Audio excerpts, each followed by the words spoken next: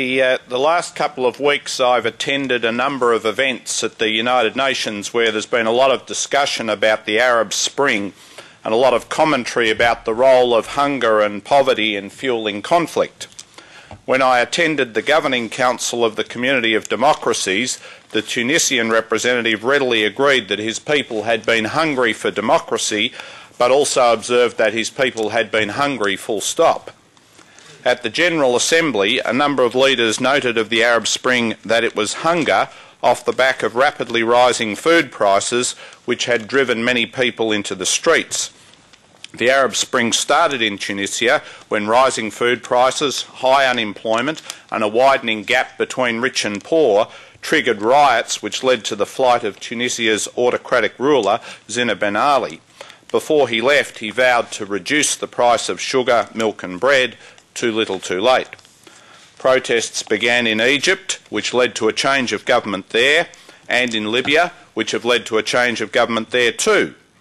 The backdrop to this unrest was a rise in global wheat prices of the order of 70% between June and December 2010. People simply could not afford the bread they needed to live. Egypt's population had grown from 22 million in 1952 to 81 million in 2010, nearly a fourfold increase in 60 years. Rapid population growth means lots of high testosterone young males who are prepared to risk bullets and oust dictators. After decades of exporting oil to pay for grain, Egypt now needs to import both oil and grain to meet the needs of a population that doubled under Hosni Mubarak but did not thank him for it. I also came across some evidence of the link between population growth and social unrest when I recently headed an Australian delegation to the South Pacific islands of the Solomons and Samoa. At the time of independence 33 years ago, the Solomon Islands had a population of 170,000. Its population there now is 3 times that, over 500,000. It has seen frequent changes of Prime Minister, and the other countries in the region have troops stationed there to keep the peace. Its Parliament has not met this year, and our delegation was told that this was because the Prime Minister was afraid of a parliamentary vote of no confidence. Samoa, by contrast, has had a relatively stable population of around 170,000 to 180,000 for decades. It has had the same Prime Minister for nearly 20 years and the same governing party for nearly 30 years. Imagine that, an elected government still popular after 30 years in office. But the link between rapid population growth and social unrest is not confined to the Middle East or to the Pacific Islands. BBC Radio 4's More or Less program of 12th of August quoted a US sociologist, Professor Jack Goldstone, saying that throughout history there was a clear link between rapid population growth and social unrest, seen in events like the French and Russian revolutions, and now in pockets of society that have seen rapid immigration and population growth. He looked at the recent riots in the London suburb of Tottenham and found that the population had grown by nearly 8% between 2000 and 2005, with a high percentage of new immigrants and young people, 3 times the UK average for this period. The continent of Africa contains many examples of rapid population growth fuelling political instability. Africa's most populous country is Nigeria. From independence in 1960, over a period of 50 years to 2010, Nigeria's population rose from 45 million to 158 million, over a 3-fold increase. Accompanying this rapid increase have been economic booms and busts, military coups, widespread corruption, and ethnic and religious divisions. The population of Ghana quadrupled over 50 years, from 6 million at the time of independence in 1960 to over 24 million in 2010. From 1960 to 1992, Ghana was marred by military coups, and although rich in natural resources, Ghana is a heavily indebted country, and in 1994-95 land disputes in the north erupted into ethnic violence. Kenya had a population of less than 9 million when it gained independence in 1963. It now has a population of 40 million, a fourfold increase. It's currently growing at a brisk 2.8% per year. In 1982 it became a one-party state and it's been beset by mismanagement and corruption. There is little doubt in my mind that rapid population growth and political instability go hand in hand. While often the instability is attributed to ethnic or religious differences, I believe these are merely symptoms of the underlying problem. Too many people for the available resources of land, food, water, fuel, housing, jobs. A scarcity of resources leads to conflict. When that conflict occurs, people may well band together or divide on religious or ethnic lines. That is indeed human nature.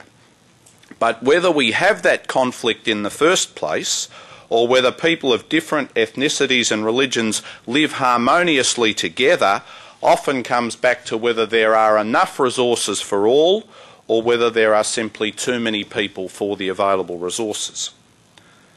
But I've been wondering whether there is a bigger truth that population growth is likely to undermine public support for governments irrespective of the prevailing political system or culture. I have proposed this as the witches' hats theory of government.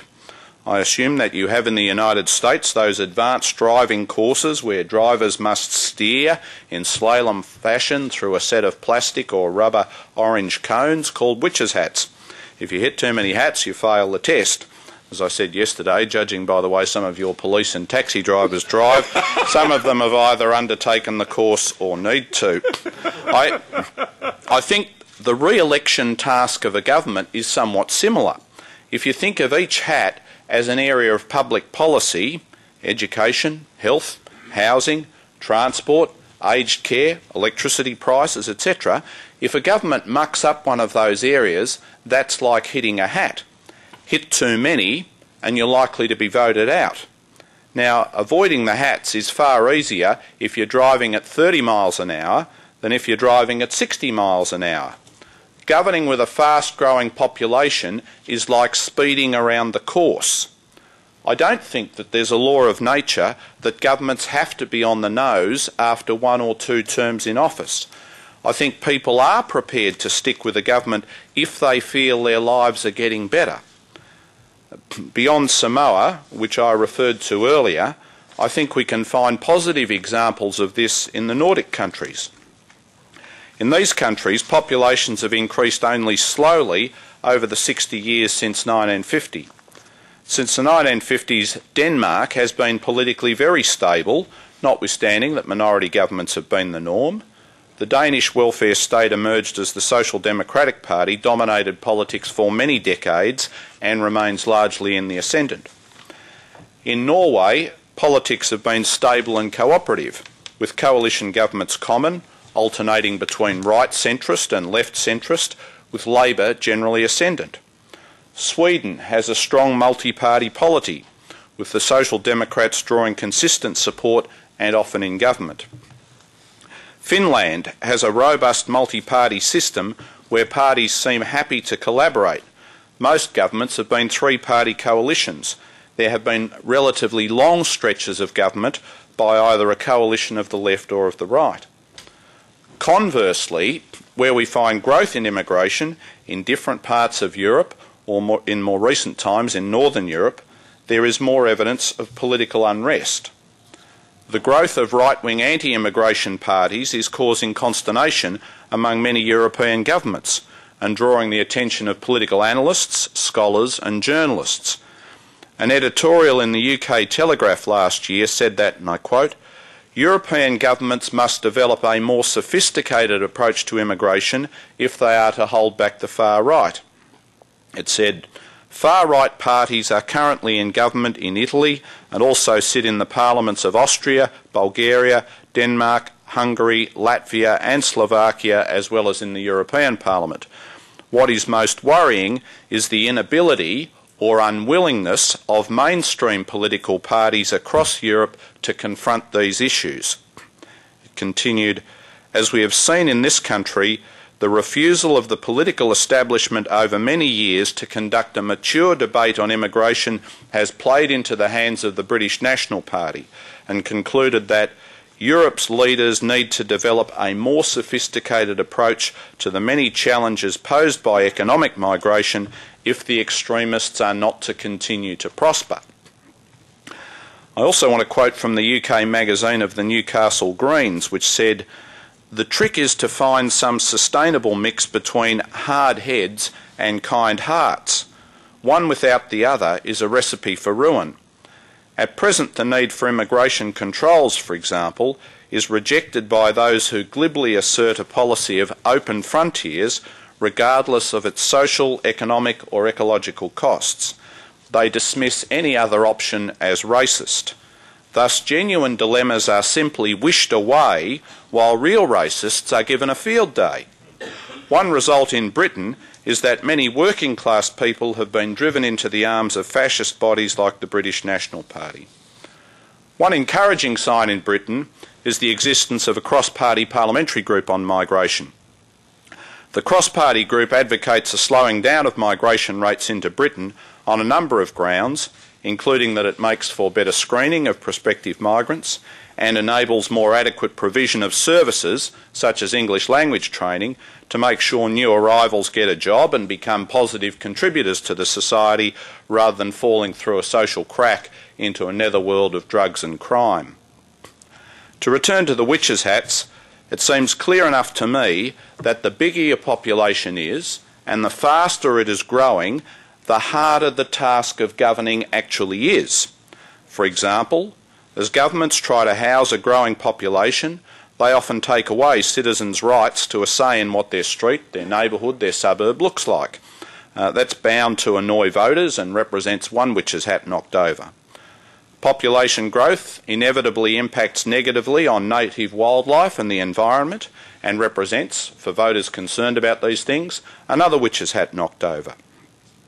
Unskilled workers suffer from migration. Lord Richard Layard, co-director of the London School of Economics Centre for Economic Performance, says there is a huge amount of evidence that any increase in the number of unskilled workers lowers unskilled wages and increases the unskilled unemployment rate. Employers gain from unskilled immigration, the unskilled do not. The fact is that high migration fuels a surplus pool of unemployed workers, whereas countries with stable populations have a high labour force participation rate. Unemployment, and with it the social problems of drugs and crime, represent more witches' hats knocked over. Then there are the costs of the extra infrastructure. If the infrastructure doesn't get provided, you get traffic jams, hospital queues, water restrictions, etc. If it does get provided, you get increased bills, road tolls, new taxes and charges to pay for it, the loss of open space and wildlife habitat, etc. So more witches' hats get knocked over. So when our politicians, the vast majority of whom, it must be said, are not lazy, not corrupt, not in it only for themselves, look in the mirror and ask, why don't they like me? The answer might be that they are driving the car too fast and knocking over those witches' hats. They should cut migration, slow the car down and focus on solving people's real life problems. And for those of us who see clearly the downside of the high migration, high population growth policies that are damaging so many countries around the world, let me respectfully suggest that part of our strategy should be to appeal to political parties' not unreasonable desire for longevity and say, do this for the country, do this for our children, do this for the environment, but as well as all that, do it for yourself. Thank you.